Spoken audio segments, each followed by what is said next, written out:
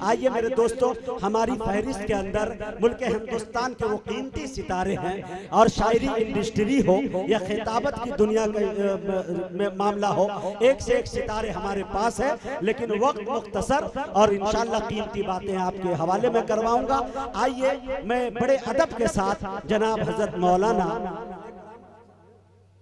اکرام الحق صاحب ندوی 25 منٹ کا میں انہیں وقت دیتا ہوں، اور امید کرتا ہوں کہ انشاءاللہ ان 25 منٹوں میں 25 گھنٹے کی گفتگو کر کے جائیں گے، اور انشاءاللہ نادر معلومات ہمیں ہاتھ لگیں گی۔ میں بڑے ادب کے ساتھ حضرت سے گزارش کر رہا ہوں کہ حضرت تشریف لائے اور اپنی قیمتی باتوں سے ہم سامعین کریں۔ اس سے یہ بات سمجھ میں آ رہی ہے کہ صرف انسان اپنی زندگی ایمان اور قرآن کے مطابق کر لے، قیامت کے میدان میں، محشر کے میدان میں یہ کافی نہیں ہے، جب تک کہ ان کی زندگی اپنی اولاد کی تربیت کے لیے، اپنے گھر والوں کی تربیت کے لیے، اپنے متعلقین اور متوسلین کی تربیت کے لیے ان کی زندگی کا حصہ وقف نہ ہوا ہو، اس وقت تک میدان محشر میں وہ کامیاب نہیں ہو سکتا ہے، دنیا کے اعتبار سے بھی کامیاب نہیں ہو سکتا۔ آپ ذرا غور کیجیے، کتنی منتوں کے بعد، کتنی آرزوؤں اور تمناؤں کے بعد ماں کی گود میں بچے کی پیدائش ہوتی ہے۔ کسی کی شادی کا اگر طویل عرصہ گزر گیا ہو، طویل زمانہ گزر گیا ہو، اور ان کی گود میں کوئی معصوم بچہ نہ آیا ہو، تو ان کے گھر میں جو ماتم بچھتی ہے، جو ان کے گھر میں غم کا ماحول ہوتا ہے، وہ ذکر کرنے کے قابل نہیں ہوتا ہے۔ لیکن طویل عرصے کے بعد جب امید بنتی ہے، اور امید اور آرزو کے بعد اللہ تبارک و تعالی کسی لڑکے سے یا لڑکی سے نوازتا ہے، تو کس قدر خوشی کا ماحول ہوتا ہے۔ میری ماؤں اور بہنوں اور میرے بزرگوں اور دوستوں، جس تمنا کے ساتھ، جس آرزو کے ساتھ اور جس دعا کے ساتھ اللہ تبارک و تعالی نے ہم کو اور آپ کو لڑکے اور لڑکیوں سے نوازا ہے، اب ہماری ذمہ داری بند جاتی ہے، ذمہ داری ہو جاتی ہے کہ ہم ان بچوں کی، نونہال کی، نور نظر اور لختے جگر کی کیسی تربیت کریں، کیسی تربیت کریں کہ اس کی دنیا بھی اچھی ہو جائے اور آخرت بھی اچھی ہو جائے۔ تو جس طریقے سے ہم کو اور آپ کو جہنم کی دہکتی ہوئی آگ سے بچانا ہے، ایسے ہی اپنے نور نظر کو، اپنی اولادوں کو اور اپنے گھر والوں کو بھی جہنم کی دہکتی ہوئی آگ سے بچانا ہے۔ میرے بزرگوں اور دوستوں، اپنی اولادوں کو جہنم کی دہکتی ہوئی آگ سے کیسے بچائیں؟ حضور اکرم صلی اللہ علیہ وسلم کی بے شمار احادیث ہیں اور بے شمار واقعات ہیں جس سے یہ بات سمجھ میں آتی ہے اور یہ بات کہی جا سکتی ہے کہ ہم اپنے اولادوں میں دینی تعلیم کو فروغ دیں۔ نبی اکرم صلی اللہ علیہ وسلم نے اولاد کی تربیت کا جو نہج بیان کیا ہے، جو طریقہ کار متعین کیا ہے، اس طریقے کے اعتبار سے اپنے بچوں کی اور اپنے اولادوں کی تربیت کریں۔ اگر ہم اس ڈھنگ سے اپنے بچوں کی اور اپنے اولادوں کی تربیت کرتے ہیں تو اس کا نقد فائدہ دنیا کے اندر بھی حاصل ہوگا اور کل قیامت کے دن بھی اس کا فائدہ ہم کو بھی حاصل ہوگا اور خود اس بچے کو بھی حاصل ہوگا۔ میرے بزرگوں اور دوستوں، حضور اکرم صلی اللہ علیہ وسلم کے طریقے کو پڑھیے۔ جب بچے کی پیدائش ہوتی ہے تو سرکار دو عالم صلی اللہ علیہ وسلم آذان اور اقامت کا حکم دیتے ہیں۔ کیوں حکم دیتے ہیں؟ وہ اس لیے حکم دیتے ہیں تاکہ اس بچے کے کان میں اور ان کے ذہن و دماغ میں اگر کوئی آواز پہنچے تو سب سے پہلے اللہ اکبر اور اللہ کی بڑائی کی آواز پہنچے۔ اسی طریقے سے ہمیں عقیقے کا حکم ہوتا ہے، اور اسی طریقے سے جب بچہ 7 سال کا ہو جائے، 10 سال کا ہو جائے تو انہیں نماز پڑھنے کی تلقین کرنے کا حکم ہوتا ہے۔ اللہ کے حبیب فرماتے ہیں مُرُوا أَوْلَادَكُمْ بِالصَّلَاةِ وَهُمْ أَبْنَاءُ 7 سنين۔ اپنے نونہالوں کو، اپنے نور نظر کو، اپنے بچوں کو نماز کا حکم کرو جب ان کی عمر 7 سال کی ہو جائے۔ یہ باپ کی ذمہ داری ہے، یہ ماں کی ذمہ داری ہے۔ ماں باپ کی ذمہ داری صرف یہ نہیں ہے ان کے پیخانے کو صاف کیا جائے، ان پر نظر رکھی جائے، بلکہ ان کی ذمہ داری یہ ہے کہ ان کی تعلیم کی، تربیت کی، انسان بنانے کی، دنیا بنانے کی، آخرت بنانے کی ایسی فکر کرنی چاہیے، ایسی فکر کرنی چاہیے کہ جہنم کی آگ سے وہ بچ جائے۔ میرے بزرگوں اور دوستوں، ہماری کاہلی اور سستی کا نتیجہ یہ ہے کہ ہم اپنی بچوں کی تربیت ادھوری اور ناقص کرتے ہیں، ان کی زندگی سے کھلواڑ کرتے ہیں، اور ہمیں اور آپ کو اس کا احساس تک بھی نہیں ہوتا ہے۔ کتنی مائیں اور کتنے باپ یہ کہہ کر گزر جاتے ہیں ہم نے بچے کو تو کہا تھا نماز پڑھنے کو، لیکن انہوں نے نماز پڑھنا گوارا نہیں کیا۔ ہم نے ابھی بچے کو ٹوکا تھا کہ بیٹے مدرسے جاؤ، مکتب جاؤ، لیکن بچہ مکتب نہیں گیا، اس میں میرا کیا قصور ہے؟ میرے بزرگوں اور دوستو، ذرا کان کھول کے سنیے۔ ایک بچہ ہے جو ابھی چلنے کے قابل ہوا ہے، آنگن میں چولہے کے پاس آگ جل رہی ہے، وہ بچہ اس آگ کو پھول سمجھتا ہے، اس آگ کو بہترین چیز سمجھتا ہے، بچہ اس کی طرف لپکتا ہے اور اس کی طرف جانے کی کوشش کرتا ہے۔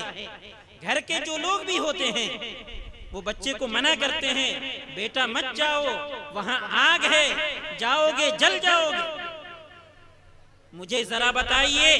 دل پر ہاتھ رکھ کے، سینے پر ہاتھ رکھ کے، کیا کوئی ماں، کیا کوئی باپ، کیا گھر کا کوئی فرد اس بات پر اکتفا کر لے گا کہ اپنے بچے کو یہ کہہ دے بیٹا اس آگ کے پاس نہ جاؤ، آگ کے پاس جاؤ گے تو جل جاؤ گے؟ نہیں میرے بزرگوں اور دوستو، بلکہ اس بچے کو اپنے گود میں سمیٹ لیتا ہے اور اپنے سینے سے دبوچ لیتا ہے اور اس آگ کے پاس جانے نہیں دیتا ہے۔ میرے بزرگوں اور دوستو، ایسی ہی تربیت کی ضرورت ہے اور ایسے ہی جہنم کی دہکتی ہوئی آگ سے بچانے کی ضرورت ہے۔ اگر ہم اس انداز سے کوشش کرتے ہیں، اس انداز سے محنت کرتے ہیں، تو پھر بچہ دنیا کے اعتبار سے بھی اور آخرت کے اعتبار سے بھی کامیاب ہوتا ہے۔ ہم بچوں کی تربیت کے تعلق سے کس قدر ہم غفلت اور کوتاہی برتتے ہیں۔ بچہ جھوٹ بولتا ہے، اسے ٹوکنا گوارا نہیں کرتے۔ بچہ کہیں سے چوری کر کے لاتا ہے، ہم اس پر تنبیہ کرنا گوارا نہیں کرتے۔ بچہ اپنے بڑوں کے ساتھ اچھا سلوک نہیں کرتا ہے، اسے ڈانٹنا گوارا نہیں کرتے۔ لیکن جب دھیرے دھیرے ان کی تربیت نہیں کی جاتی ہے، یہ بچہ آپ کے گردن پہ خود سوار ہو جاتا ہے، آپ کے گھر والوں کے ساتھ خود بدتمیزی کرتا ہے۔ تب آپ کے ذہن میں یہ بات آتی ہے، کاش کہ بچپنے ہی میں ان کی تربیت بہترین طریقے پر کر دی جاتی۔ آج ہم اور آپ اپنے بچوں کو زبان حال سے جھوٹ کی کیسی تربیت کرتے ہیں۔ میں عامتاً یہ مثال ذکر کرتا رہتا ہوں کہ کسی کا فون آیا، ٹیلی فون بجا، آپ کو بات نہیں کرنی ہے، بات کرنے کا اس وقت موڈ نہیں ہے، تو آپ بچے کو فون دھرا دیتے ہیں اور ان سے یہ کہتے ہیں بیٹا یہ کہہ دو کہ ابھی ابو موجود نہیں ہے۔ خاموشی کا ماحول بنائیے، سنجیدگی کا ماحول بنائیے۔ بس تھوڑی دیر میں آپ سے بات کر کے اپنی بات ختم کرنا چاہتا ہوں۔ وہ باپ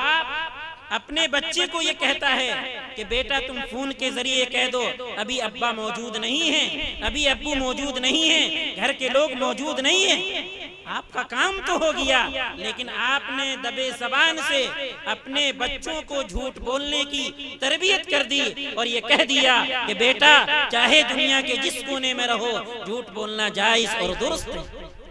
پیارے نبی صلی اللہ علیہ وسلم کے زمانے میں ایک خاتون اپنے بچے کو بلا رہی ہے اور مٹھی بند کر کے بلاتی ہے، جیسا کہ اس زمانے میں بھی والدین کیا کرتے ہیں، بیٹا یہاں آ جاؤ، بیٹا یہاں آ جاؤ، اور ان کی مٹھی میں کچھ ہو یا نہ ہو لیکن وہ بلاتے رہتے ہیں۔ ایسے ہی حضور اکرم صلی اللہ علیہ وسلم کے زمانے میں ایک خاتون اپنے بچے کو آواز دیتی ہے، بیٹا ادھر آؤ، اور مٹھی بند کیے رہتی ہے۔ بیٹا آ جاتا ہے، حضور اکرم صلی اللہ علیہ وسلم اس خاتون سے پوچھتے ہیں، اے خاتون، تم نے جو بچے کو بلایا اور مٹھی بند کر کے اشارہ کیا، کیا تمہارے مٹھی میں کچھ تھا بھی یا نہیں؟ تو اس خاتون نے جواب دیا، ہاں حضور، میرے مٹھی میں ایک کھجور تھی اور میں نے اس کی بنیاد پر بچے کو بلایا۔ حضور اکرم صلی اللہ علیہ وسلم نے بڑی پیاری بات ذکر فرمائی، ارشاد فرمائی۔ اللہ کے حبیب علیہ الصلوۃ والتسلیم نے ذکر کیا، اگر تم اپنی مٹھی کے اندر کچھ نہ رکھتے تو اپنے بچے کے ساتھ جھوٹ بولتے، اور شریعت میں یہ بھی جھوٹ ہے، شریعت میں یہ بھی جھوٹ ہے۔ میرے بزرگوں اور دوستوں، حضور اکرم صلی اللہ علیہ وسلم کے دو نواسے ہیں، حضرت حسن اور حضرت حسین۔ 2.5 یا 3 سال کی عمر ہے، کہیں سے صدقے کی کھجور آتی ہے۔ بچہ تو بچہ ہی ہوتا ہے، چاہے خانوادہ رسول ہی کا کیوں نہ ہو۔ 2.5 اور 3 سال کی عمر ہوتی ہے،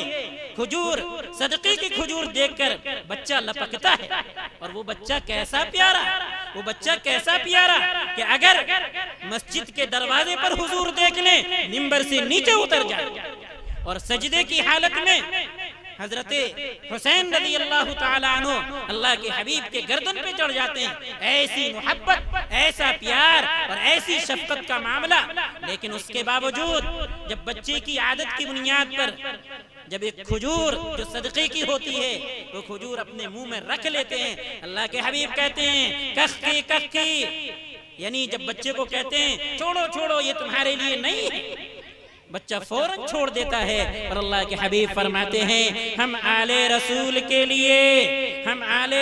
کے لیے صدقہ کھانا جائز نہیں ہے، صدقہ یہ حرام ہے۔ وہ بچہ جو 2.5 یا 3 سال کی عمر کا ہے، اسی وقت سے حضور اکرم صلی اللہ علیہ وسلم یہ تربیت کر رہے ہیں، اور اس تربیت کے نتیجے میں پوری امت کو اور رہتی دنیا تک کی انسانیت کو یہ پیغام دے رہے ہیں کہ بچوں کی تربیت اس انداز سے کرنی چاہیے، چھوٹی چھوٹی باتوں پہ، بڑی ہی باتوں پہ نہیں بلکہ چھوٹی چھوٹی باتوں پہ۔ بچہ ساتھ میں کھا رہا ہے، بچے کا ہاتھ کدھر کدھر جا رہا ہے، بچہ بائیں ہاتھ سے کھا رہا ہے، دائیں ہاتھ سے کھا رہا ہے، دائیں طرف سے پہن رہا ہے، بائیں طرف سے پہن رہا ہے، یہ دیکھنے میں اگرچہ چھوٹی چیزیں ہیں، لیکن نتیجے کے اعتبار سے اور نتیجے کے اعتبار سے یہ نہایت اہم ہے اور آخرت کی کامیابی کی ایک دلیل ہے۔ اگر ہم نے اسی چھوٹے پن کے اندر، اسی بچپنے کے اندر بچے کی تربیت ہم نے اگر کر دی تو اس کا سب سے پہلا فائدہ یہ والدین کو ہوتا ہے، معاشرے کو ہوتا ہے۔ اور ایک بات اچھی طریقے سے جان لیجئے، اصلاح معاشرہ کا اعلان ہوتا ہے، اور میں یہ بات اکثر و بیشتر کہا کرتا ہوں، اصلاح معاشرہ کی بنیاد اپنی اولاد کی تربیت سے ہے۔ جب تک ہم اور آپ اپنے گھر کو نہیں سدھاریں گے، اپنی اولاد کی تربیت نہیں کریں گے، اپنے گھر کے لوگوں کو صحیح رخ نہیں دیں گے، تب تک معاشرے میں اصلاح نہیں ہو سکتی، تب تک معاشرے کا بگاڑ اور فساد دور نہیں ہو سکتا ہے۔ کیا کوئی شخص یکلخت اور ایک وقت میں پورے محلے کی اصلاح کرنا چاہے؟ یہ اصلاح ممکن نہیں ہے۔ پہلے آپ نمونہ پیش کیجئے، پہلے ماڈل تیار کیجئے، پہلے اپنے بچوں کو اور اپنے گھر والوں کو دینی منہج پر اور دینی طریقے پر لائیے، تاکہ محلے کے لوگ، معاشرے کے لوگ، گاؤں اور سماج کے لوگ دیکھیں اور یہ سمجھیں کہ ہاں یہ کہا جائے گا کہ یہ ہے اسلام کا دیوانہ اور یہ ہے عاشق رسول، اس کو کہتے ہیں اسلام کا ماننے والا اور اس کو کہتے ہیں مسلمان۔ میرے پیاروں، میرے عزیزوں، میری ماں اور بہنوں، بڑی تعداد میں میری ماں اور بہنیں بھی یہاں پر موجود ہیں، میں ان سے بھی عرض کرنا چاہتا ہوں، بنیادی طور پر بچوں کی تربیت کے لیے سب سے پہلی جو ذمہ داری عائد ہوتی ہے وہ ہماری ماں اور بہنوں کی ذمہ داری عائد ہوتی ہے۔ ماں کی گود یہ پہلا مکتب ہوا کرتا ہے، پہلی درسگاہ ہوا کرتی ہے۔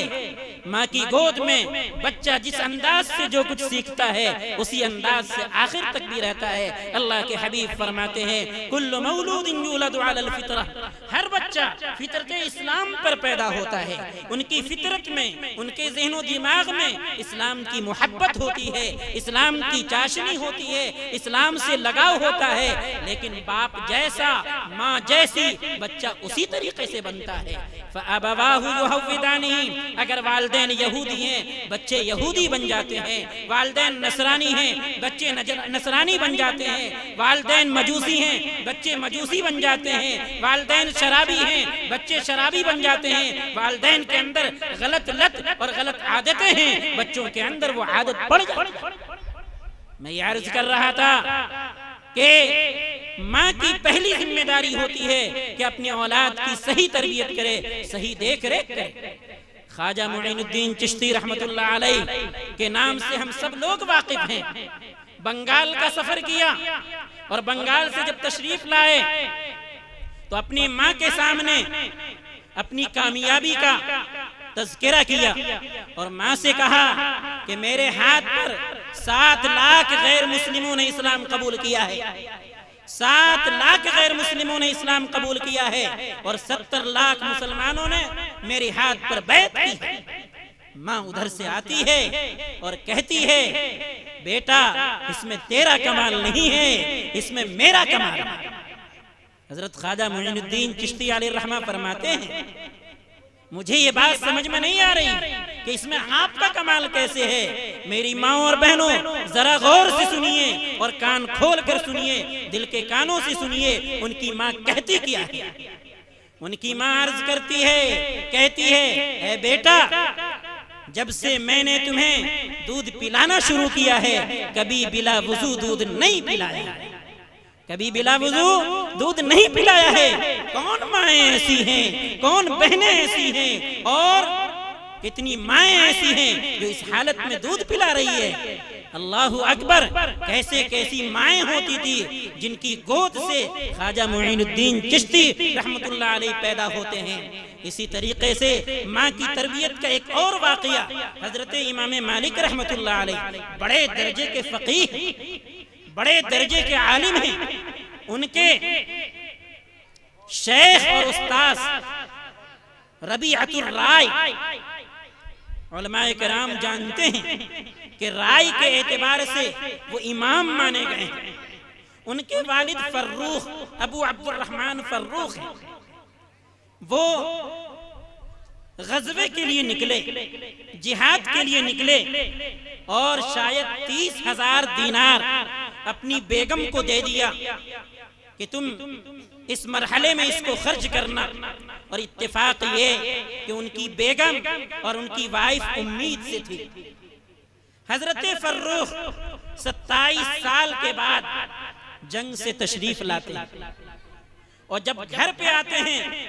تو گھر پہ آواز دیتے ہیں۔ ایک نوجوان 27 سال کا نکلتا ہے، نوجوان کی جب نظر حضرت فروخ پر پڑتی ہے تو چونکہ انہیں معلوم نہیں ہے، انہوں نے اپنے ہوش میں اپنے والد کو دیکھا نہیں ہے، 27 سال کا عرصہ انہوں نے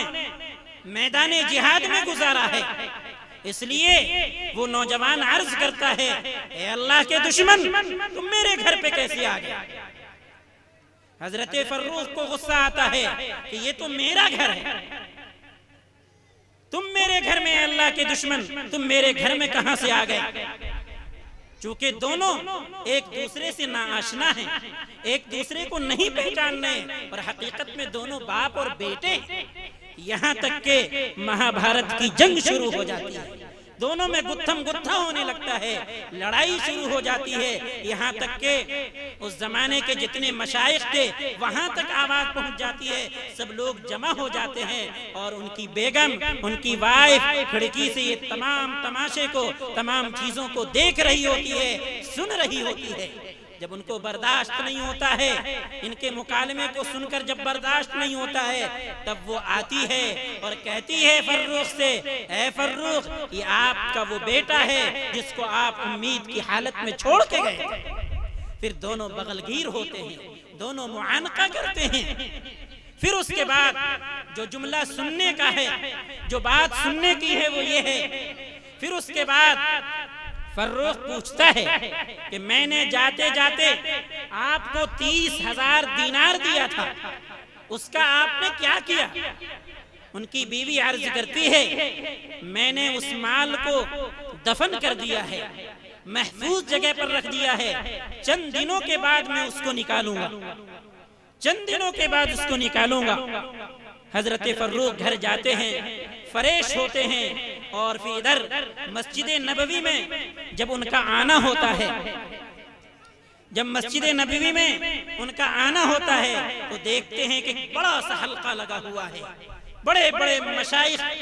زانوے تلمس طے کر رہے ہیں، اور ربیعۃ الرائے اپنے سر کو نیچے کر کے بیٹھ کر کے ان کو درس دے رہے ہیں، انہیں پڑھا رہے ہیں۔ جب اس منظر کو حضرت فروخ دیکھتے ہیں تو خوشی سے جھوم اٹھتے ہیں، اور پھر اس کے بعد اپنے گھر آتے ہیں اور اپنے بیگم اور وائف سے عرض کرتے ہیں کہ میں نے اپنے بیٹے کو اس حالت میں دیکھا ہے۔ اس وقت ان کی ماں عرض کرتی ہے، جو سننے کے لائق ہے، اس وقت ان کی ماں عرض کرتی ہے کہ اچھا اب یہ بتائیے کہ آپ کو وہ 30,000 دینار پسند ہے کہ آپ نے بیٹے کی عظمت و جلال کو جس انداز سے آپ نے دیکھا ہے آپ کو وہ پسند ہے؟ حضرت فروخ کہتے ہیں مجھے تو اپنے بیٹے کی عظمت اور ان کی بڑائی اور ان کی عزت و اکرام کا منظر ہمیں پسند ہے۔ تو میرے بزرگوں اور دوستوں، میری ماؤں اور بہنوں، دیکھیے حضرت ربیعۃ الرائے اتنے بڑے درجے کے عالم اور محدث اگر بنے ہیں، امام مالک رحمۃ اللہ علیہ کے جلیل القدر استاذ اگر بنے ہیں، تو اس میں ان کی ماں کا کمال ہے۔ ان کی ماں نے ان کی ایسی تربیت کی ہے، ایسی تربیت کی ہے کہ اس زمانے کے بڑے بڑے شیوخ ان کے پاس آ کر طالب علمانہ انداز میں درس و تدریس اور اسی طریقے سے طالب علمی کا زمانہ ان کے ساتھ کرتے ہیں اور ان سے علم کو حاصل کرتے ہیں۔ میرے بزرگوں اور دوستوں، میری ماؤں اور بہنوں، اس لیے اس جلسے سے، اس پروگرام سے اور اس نشست سے یہ پیغام لے کر جائیے، یہ میسج لے کر جائیے۔ یہ جو ہمارے بچے ہیں، یہ ہمارے نور نظر ہیں، لخت جگر ہیں، ان کی دنیا اور آخرت والدین کے ہاتھ میں۔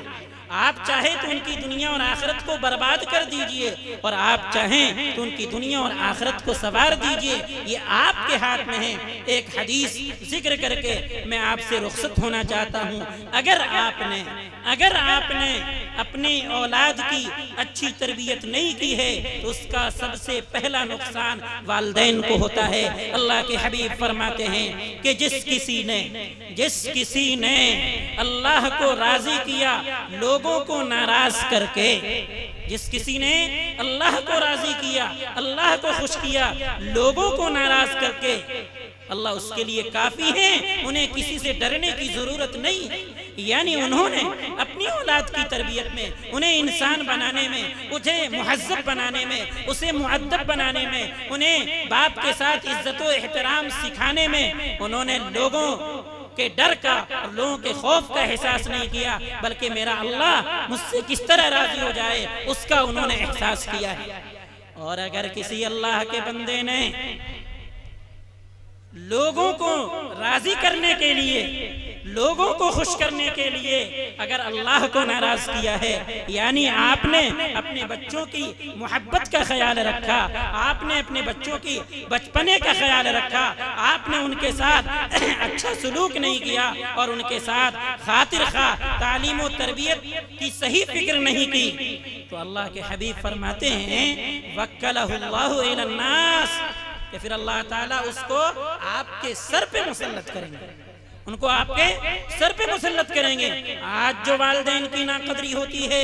بے عزتی ہو رہی ہے، اس میں سب سے زیادہ اثر والدین کی بہترین تربیت نہ کرنے، ہم اس موقع پر اپنے بچوں کی محبت میں اور ان کو خوش کرنے کے خاطر ان تمام چیزوں کو بھول جاتے ہیں جس چیز کی ذمہ داری سرکار دو عالم صلی اللہ علیہ وسلم نے میرے سر پہ ڈالی ہے۔ اس لیے میری ماؤں اور بہنوں، میرے بزرگوں، دوستوں، آج آپ اپنے اولاد کی ایمان کی، اسلام کی اور صحیح مذہب کی فکر کر لیجئے۔ کل قیامت کے دن یہی بچہ اور یہی نسل آپ کے جنت میں جانے کی فکر کر لے گا۔ اللہ ہم سبوں کو عمل کی توفیق سے نوازے۔ وآخر دعوانا الحمدللہ۔